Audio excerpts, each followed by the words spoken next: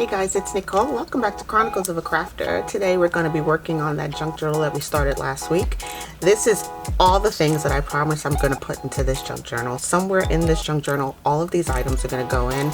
I have my needle, my thread, I have some ephemera, I have lots and lots of paper that I've decided to use and selected from my stash. And we're going to go through all of this. I have lots of little embellishments that we're going to put into the junk journal, as well as some of the ephemera that I've made in the past, and we're going to stitch this whole thing together today. Some of it may get like the decorating of the book itself, the pages may get pushed to next week, but today we are going to somehow incorporate some or all of these items right here. Okay, I have my book plates that we talked about last week. I'm not sure which one I want to go with yet. I have a couple other things that I want to put, as well as these little book corners that we talked about as well. These fit perfectly on the sides of the book, on the corners of the book actually. So yeah, the only other thing that I did off camera that I did not show you guys that I wanted to explain is I've added a top eyelet right here, a top eyelet, and this is for my book dangle. Okay, and I'll explain what that is later. If you guys don't know what a book dangle is, it's basically just jewelry that hangs from the side of your book. So I added an additional eyelet up here at the top. So again, I decided that this is the top of the book, this is the front cover, this is the back cover. So this is what we've got so far, right? This is where we left off, except for this little eyelet that I added right here. By adding book corners on the book, I actually are reinforcing the corners of the book. I noticed that the cardboard is a little wimpy right around here. You know, it's not as sturdy as I would like. So adding book corners on the corners of the book just basically gives it that little bit of oomph, a little bit more support. And I'll be adding these with Fabrifix glue and then pinching it, because it's a pinch system, right? You just you glue it down and then you squeeze it into place, and that's basically what that is. Let's talk about paper. Okay, these are the signatures that we're going to be using for the book itself, for the junk journal. I went through my stash and pulled out all sorts of paper. Like this is some faux vintage paper. I just added some embellishments down here. Here's another one. This is some coffee dyed paper that I actually coffee dyed myself, and I just added some embellishments top and bottom. Here's another one of those faux coffee stained pages. Okay, you can pick these up anywhere. You can order them on Amazon, or I think even Temu may have some, as well as some of the local craft stores. And again, I got these faux pages back here at Goodwill. Okay, so this was the stash that I was telling you about of the faux coffee dyed pages that I had. I got these at the Goodwill for like $1.49. So yeah, you can pick up coffee dyed pages just about anywhere. This is some resume paper. Okay, I just added some embellishments on there. When I buy embellishments, really simple, guys. I went to the Dollar Tree, or basically I've had these in my stash forever. Just never really knew what to do with them. I've added them to several books in the past.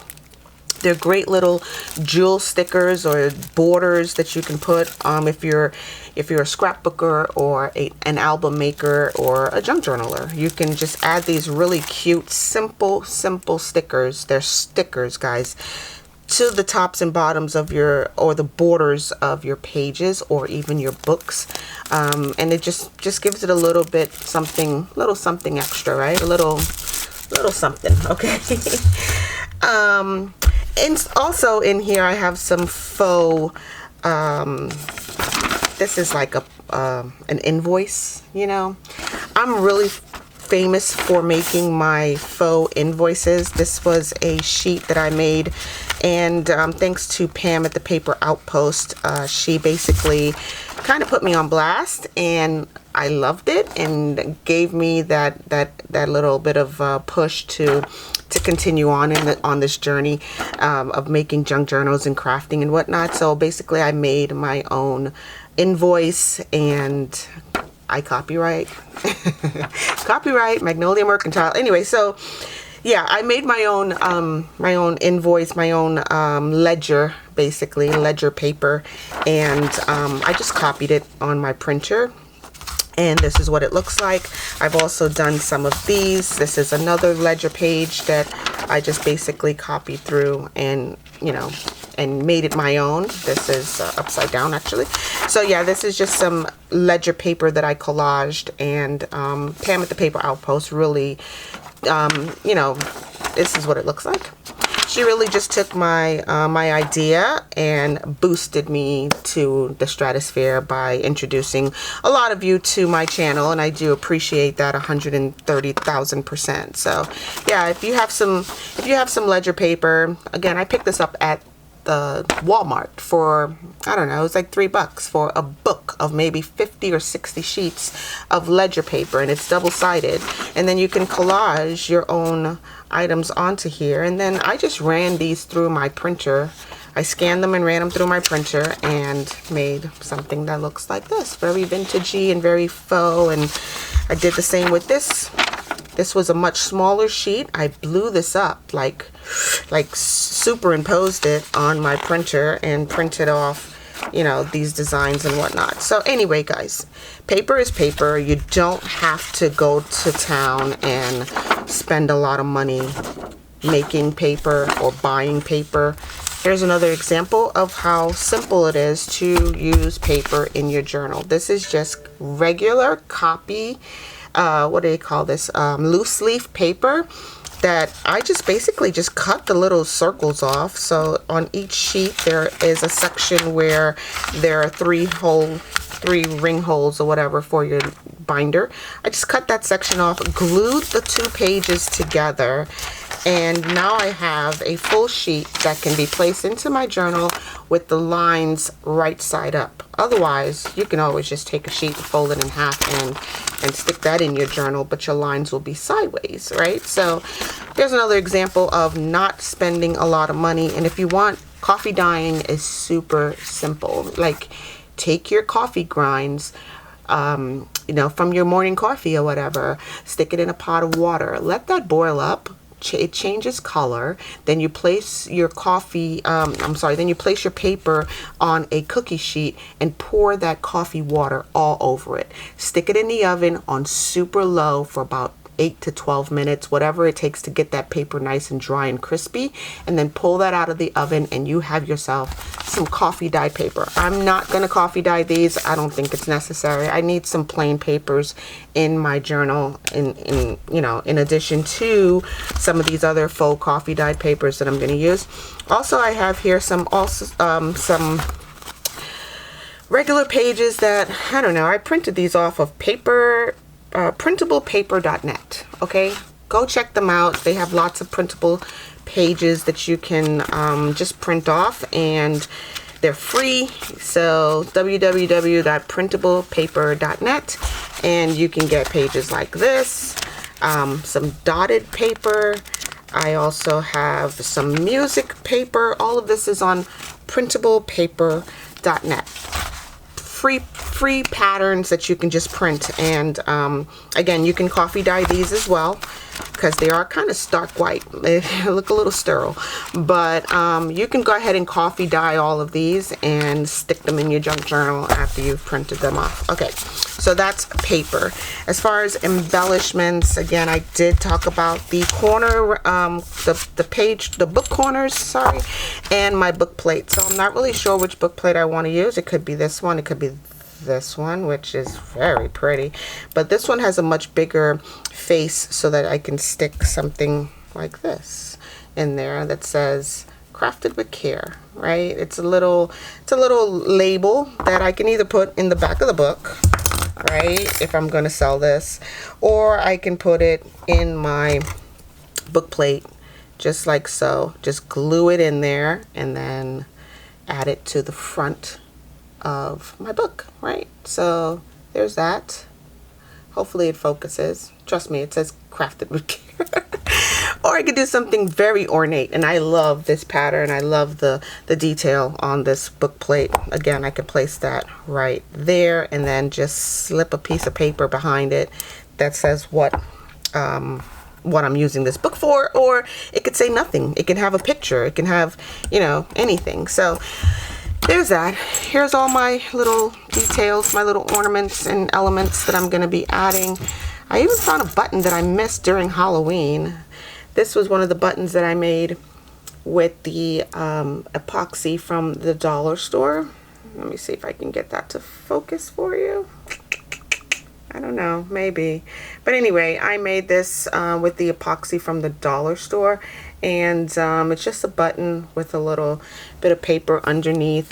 Here is the epoxy that I talked about a couple of weeks ago. There's an A and a B. You mix them together in equal parts and you can do something like so. So I'll put that video for you guys right up here. It was a really simple video, a really simple process to make these. And although I was a little sketchy on whether or not I get it done, I'd never done anything like that before. So let's move all of this aside. I am going to show you how we stitch in our signatures. I'm not sure which thread I want to use, so here I have 3 or 4 different colors actually. I'm not sure which one I want to use, so I may use them all, or I don't know, I may use none. I don't know. I'm thinking of possibly doing a double, maybe even a triple. I could do a triple stitch of each signature. So I'll show you guys what I'm talking about. It's really simple. You just need a needle with a very big eye, and it should be dull. Like it doesn't, it's very dull. It's not a pointy needle at all. It's like a darning needle, or I don't know what they call this, but it's like a knitting needle maybe, right? It's very dull. So there you go, there's that. Let's just go ahead and start sorting out our pages that we want to use in the journal. And I've basically organized these in sections of 3s. So because I have 3 signatures, and whatever's left over, I will embellish each signature accordingly. So here's my 3 sets of patterns. Oh, let me zoom you back out, sorry. 3 sets of patterns of each one of these pages, and that's what's going to start my signatures. So I have 3 of those, 3 of those, and 3 of those. There's 5 or 6 different patterns. That's great, because then I can just take one, take the next one, the 3rd one, okay, the 4th, the 5th. Okay, so there's 5 patterns of these pages, right?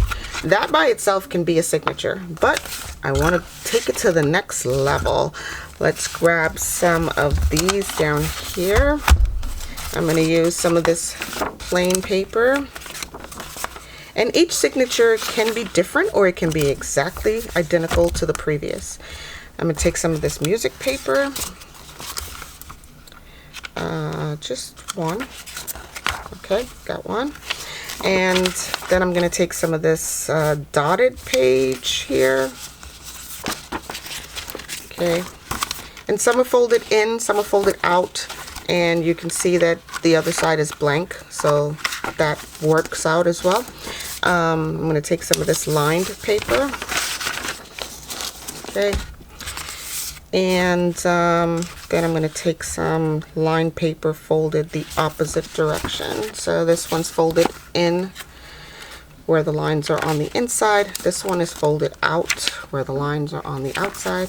Really simple, right guys? And this right here can be a signature all by itself. That's it, right? Then you just make your marks for your 3 holes and then you stitch it up.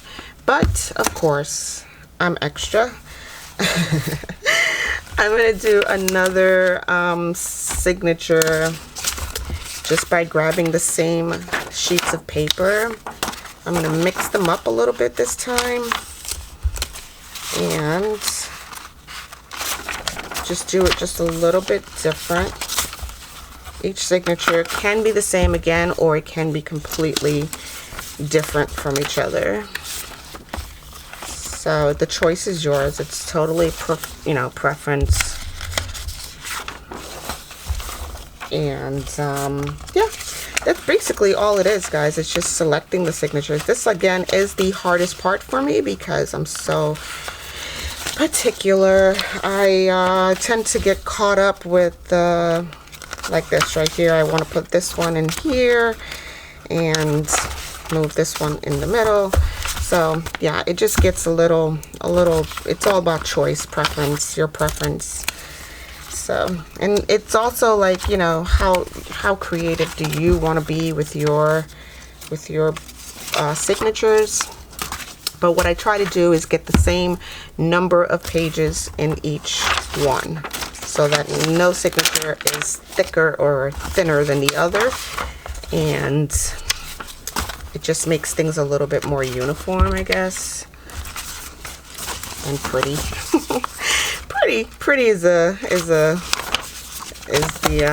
goal here sometimes. Okay, I'm just gonna keep adding pages that I want in here.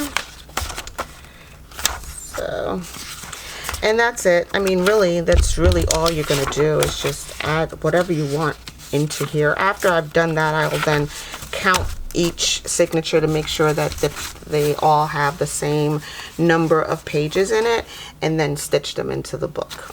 Also, the other thing I want to show you, I'll show you on this one because it's a little bit easier to see. When you put together your pages for your signature, you notice that the pages, as you get closer and closer to the center, they tend to jet out to the side, to the right or whatever. What you need to do at that point, if you want your pages to be even, if this doesn't bother you, then don't worry about it, but you would then need to cut the pages off, and I'll show you what I mean by that. So let's just say this is my signature. If I am done stuffing this signature full, I then place my ruler right on the edge of these pages, and at this point you can't change the order that they're in right now, because if you cut this off and you change the order, you'll have some pages that are long and short, and you know, it'll just be a little crazy on the inside. So right here, I'm just going to place my ruler right there on the edge of the page. Here, let me just get you a little closer. Okay, I'm just going to place my paper right there. I'm going to use my Zoid rotary tool, and I'm just going to cut off the excess that are jetted out towards the right.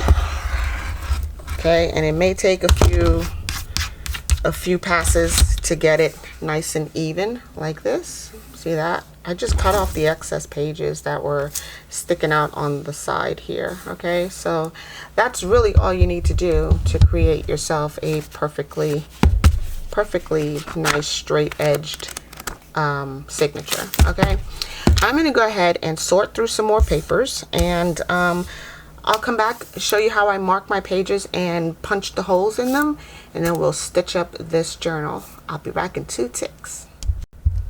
So here are my signatures that I've cut to size, and they're ready to go. I just put a little clip on the corners of them to hold all the pages together while I cut the edges. Again, they're cut to size and they're ready for the application into the journal. So I've also decided that I wanted to use a book plate on the front here, so I'm going to use this one right here. I think it's a little less busy than something that's as ornate as this, you know, or it's larger than this as far as the space where you can write what you want the journal to be about, or to whom it goes to, or whatever. So I'm using this larger book plate with less detail, because the cover of the book has plenty of details already. So yeah, I'm just gonna add this right here to the front. What I did was I took my Sharpie and I just put little dots where the holes for the book plate is gonna go. I will reinforce it with glue, and here's my dilemma. So I've been looking for, these are my little wingback buttons right here, right? You pull the legs apart right here like that, and I couldn't find 2 of the same in this color. So I don't know if you guys can see that, but this is like my antique bronze color. These are like a gunmetal color, but it matches the grommets or the eyelets that I used on the side of the journal, so that works out. Even though I'm using an antique bronze book plate, I will be using these gunmetal, I guess they're called, what are they called? Wing back buttons? I don't know. Now we're going to go ahead and glue on our corners. These are the corner protectors I was telling you about. Listen guys, if you don't have these, don't worry about it. Don't go out and buy them. I mean, you can get a bag of them, like maybe 50 for a couple of bucks. But if you have buttons like these, I have some little antique gold or antique bronze buttons. These are plastic. You can just pop these on the corners of your book and it still looks elegant and finished if your book corners does not need reinforcing. And if it's you know, you don't want it to clash too much, right? But this is what you can also do. You can just pop some buttons on the corner. I have a whole little container of antique bronze buttons, so if you did not have these book corners, don't worry about it. I'm just going to use Fabrifix glue on these, and this is just a really simple application. I just add my glue into the groove right here. Excuse me, and then I just pop them on the corners like so and give it a smush. Like I just squeeze this section on the inside right here. Okay, if you can't get this to squeeze, you can always use like a jewelry plier. So let's see if I have one readily available. Sure do. You could just use a jewelry plier and just give it a smush right there, and the glue will adhere to the book, and the book cover, I mean the book corners are secured. Okay, so I'm just going to head and do that to all four corners of this journal, and then we can stitch in our signatures, because I mean we're just about done with this cover. Now I want to talk to you guys about the signatures of the book. There's going to be a lot of embellishing going on, and that's why I tell you, like, picking my signatures is the hardest part, because there's a lot that goes into it afterwards. So even though I've selected all the pages that I wanted to put in the book, I then still have a lot of embellishing that I do to the signatures. So that's what this would look like right there. I don't know, can you see that? Yeah, that's cute. I don't know if the lighting in here is bad or what, but I can't really, I don't know if you guys can see it really well, or if if my lighting is bad or not, but yeah, it looks good. Let's just put it that way. I'm pleased with it. I'm just going to keep adding these book corners here and smushing them onto the book and let my glue dry. I'm going to do all four. I was going to do just 2 on the front only, but I realized that the entire cover corners needed to be reinforced. So, and again, I'm just using, this is Fabri-Tac glue by Beacon. It works really well for this application, and it was ready to go, so that's what I'm using. I suppose you could use what's that other glue? I suppose you could use maybe I don't know, E6000. That would work as well if you have that, but this works for me. So there we go. It's all, the corners are now reinforced. Okay, that's that. I'm gonna put my book plate on next, because these little prong legs are going to shoot through on the opposite side of the journal, inside this cover right here. And after I you know, open up the legs on that button thingy, it's going to show on the inside, so I will then cover it up with one of these pockets that we made in a previous video. So let's just go ahead and put in our book plate. Again, I put little marks on here for where I'm going to pop my holes in, and I'm using my crocodile on the 1/8 setting, which is a much smaller It's a much smaller setting than the ones we did for the eyelets on the spine. So I'm just going to line this up and put a hole in my cover, which is crazy if you would think about it. Why after all this hard work I just put a hole through the cover of the book?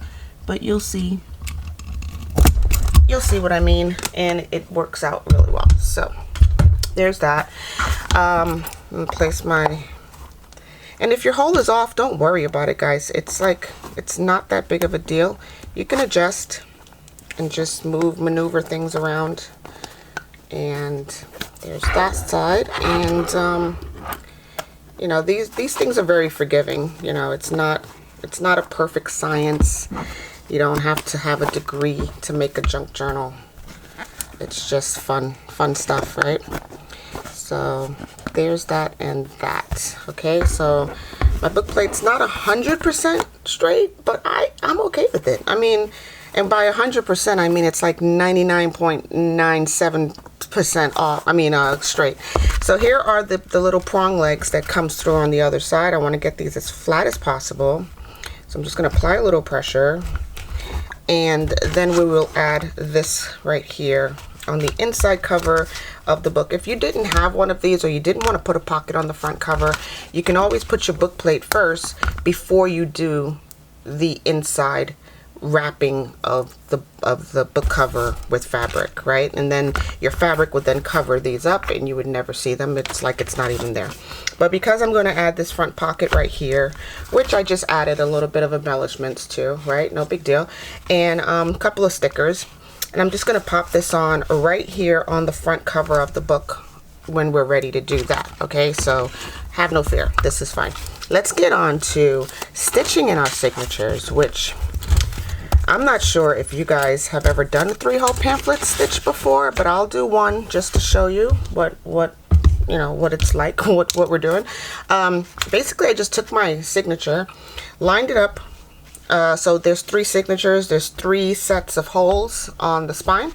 I just lined them up and put a little pen mark on the corner of the signature, which is you know, it's going to give me the exact spot where I'm going to pop a hole through. Okay, it's very nerve-wracking. You can use an awl. This is an awl. I don't have my book piercing awl. I have this furniture awl, AWL awl, and this is a furniture awl. It's a little bigger, it's thicker. Okay, you can also use your good old crocodile if you have one, and I might just do that because I don't know, I'll do it both ways. Let's just do that. Okay, so here I marked my spots where I want to put my it gets very sketch, guys. It's like, it's so nerve-wracking at times. So all right, I'm gonna open up my signature. All right, and I'm then going to move my book cover out of the way. Okay, I've opened up my signature. Everything is laying flat. I'm gonna put my clip back on here. It doesn't have to be this serious. Like, it can be done without it being, you know, so serious, but I just really want to get this right because I've done it wrong in the past. Let me grab my sponge that I put underneath. It's a little foam thing. You get it in packaging. I'll grab that. I'll be back in 2 minutes. So here's my packaging foam. It's just, you know, a little piece of foam that I use to go through my projects with my awl. So I'm just gonna put it down right here and on my desk, and I'm going to punch a hole through my pages with my awl.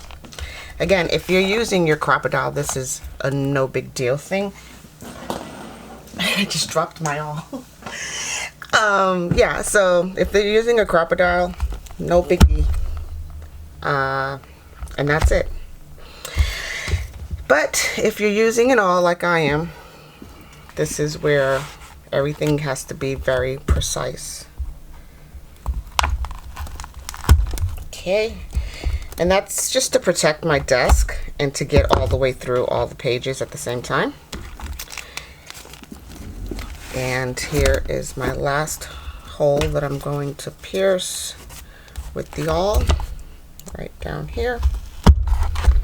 Okay, so that's that.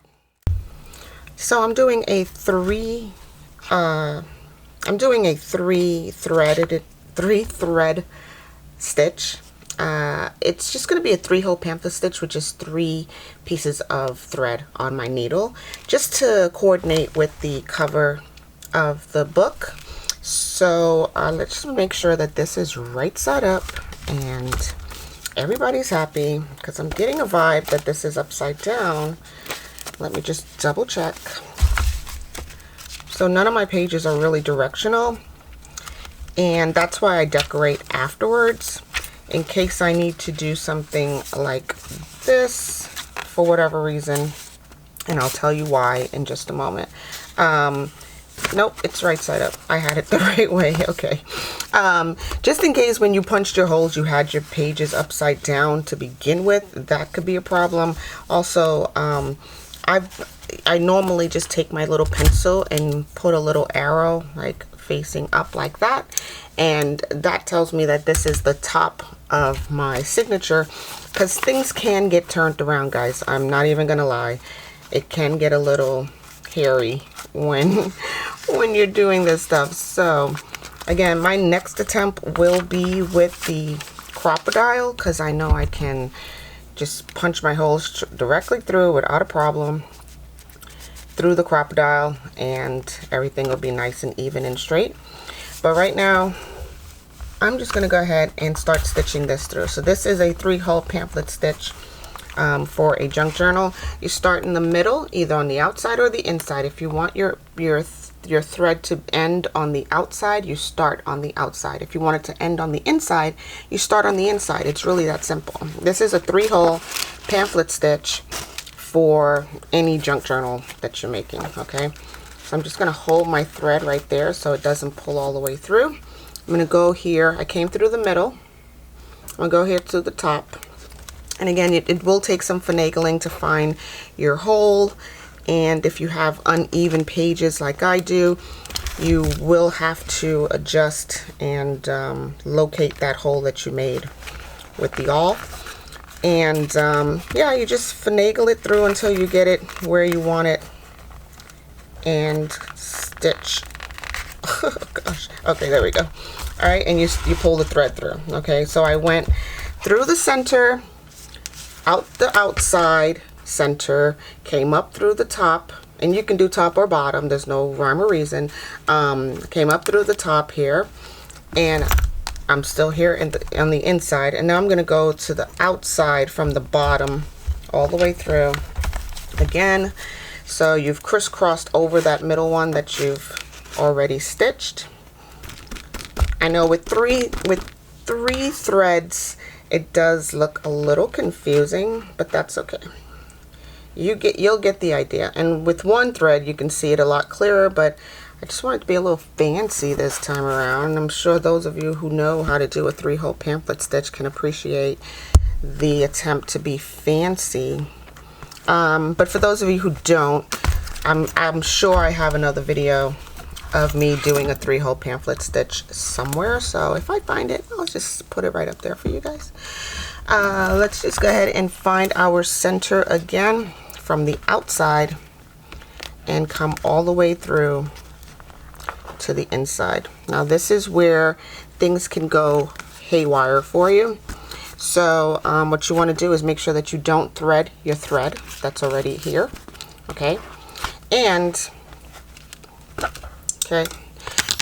you want to have a little bridge here going on here in the middle. So I'll show you what that looks like. Let me just untangle my threads.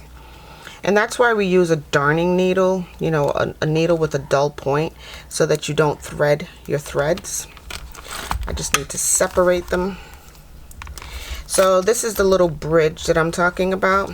It's the centerpiece. So when you start in the middle, you go through the back, come through the top, cross all the way over to the bottom, and then you'll have this beautiful center piece right here holding your signature in place. And I even up my my threads, and if they're too long or what do you call it, uneven, you can just take a little snip off right here. Okay, some people do not like to waste their thread. I have plenty of it, and that's why I decided to do this fancy 3-thread stitch. But some people don't like to waste their thread. I'll show you how you get your measurements to do this stitch. It's basically 3 times the height of your book. So here's my second set of thread. It was on a spool. I just basically measured 1, 2, 3 times the height of my book to get the length of the thread. Okay, and now that I'm here, I'm at the end point of this stitch. I know I'm making it way more complicated than it needs to be. I'll just put that video up there for you guys. But now that you're here at the end point of this stitch, you're gonna then tie yourself a little knot. 3 threads. Make sure you have all 3 on either side of the bridge. You have to have one on one side and one on the other, right? So to tie this knot and to secure the bridge in place. So then I just tie another a lock knot. So this will go over, and then this one will go under. And for pretty purposes, I will tie this in a bow. If you didn't want a bow here in the middle of your signature, that's fine. You could just cut off the excess after you tie your lock knot, and you're good to go. So here is our signature number 1. Okay, it's right here in the front of the book. Normally we start at the back of the book to do our signatures, but because I had mine stacked 1, 2, 3, I'm doing it the opposite. Okay, you start in the back because it's easier to work forward, and your pages won't be in your way this way. Okay, it won't be in your way when you're doing the next signature. So this is my center signature. I'll have to go this way, and of course I've lined them up, put my marks on here so I know exactly where I want this to go. And for this third signature, which I've measured again against the holes that I've placed in the spine of the book, I'm just going to go ahead, open it up to the center page, and use my crocodile to punch the holes in for the signature, and then we're going to stitch it into the journal. So I'm using the crocodile on the 1/8 settings, and I'm just going to pop a few holes right in here, just like so, right on the marks that I made. And then we'll stitch it all together. So this is a fairly simple process, guys. I know we've done many of these together before, and I'm sure you guys have seen several of them done online, but for me this is the easiest way to do it, is with the crocodile. Although the method of using my awl and is also pretty simple. It's not rocket science or anything. So there I have my 3 holes. It went all the way through to the center of the signature. So I'm just going to go ahead and clip it on one end and stitch it on the other with the with my wax thread that I've already threaded here through my needle. So I just want to make sure that I'm holding it right side up. Nope, it's upside down. Okay, there we go. Now it's right side up. Okay, so I'm going to start stitching it in the same way I did previously. There's no rhyme or reason to where you if you go top or bottom, but you have to start in the middle always. So here we go from the middle. I'm going to go to the top, and I'm going to hold on to my thread here so that I don't lose it. Go up to the top of the book, find that signature, and stitch that in just like so. And then I'm going to go all the way down to the bottom and cross over that center stitch like that. And then I'm going to come back up through the center right here. And let's see, I gotta find it. Here we go. Just gotta find the hole. There we go. Okay. And then the important thing is you want to make sure that your thread is on one side of this little bridge, and then the other end is on the opposite side of the bridge. And you want to even everything up. So I'm just going to go ahead and pull on this here to even this up. And we're going to tie it into a lock knot. So this is how I do a lock knot. There's probably a better way or a right way to do it. I just do right over left and tie it off. And then I do a left over right and tie it off as well. So that gives me a nice tight lock knot. And for aesthetics, I'm going to place a little bow right here with the rest of my thread. Okay, so that's pretty much it. Here is our beautiful fall journal. I know we're approaching Christmas and soon it'll be winter, but I just love the colors of this fabric. And this is our 3 signature junk journal. I'll probably do some decorating with you guys along the way, but I do want to start a new project. Not that I'm done with this at all, but I have lots of things that I want to put in here, so I'm going to do some decorating, as well as like this little cute thing that I picked up. I don't remember exactly where I got this, but basically it's just a pen holder, right? You just hang it off the edge of your book like so. And let's see if I have a pen or a pencil I can show you guys. You just push this into this section right here, and then you have a pen or a pencil always ready to go every time you're ready to write in your journal. I do have some other cute little bits and bobs here that I want to put on here, as well as create a spine dangle for that little section right there at the top of the journal, which always creates like beautiful you know, book jewelry and stuff. So that's just it for now. I'm going to go ahead and wrap this up. I will talk to you guys in the next video, simply because I did not plan appropriately for the holidays, and my return to the channel was just like so ambitious of me to think that I'm actually back. I had over 50 people at my home for Thanksgiving, and I did not plan accordingly to host them. Well, I did plan to host them, but I didn't plan to have my space available for me to do my videos, and you know, my crafting space was occupied by family and visitors and everything else. So I'm back now, right? So we will definitely do some more fun things together. I hope you guys have a super crafty day. Stay naturally curious, right? And go do something wonderful, all right? And I'll talk to you guys in the next video. Bye.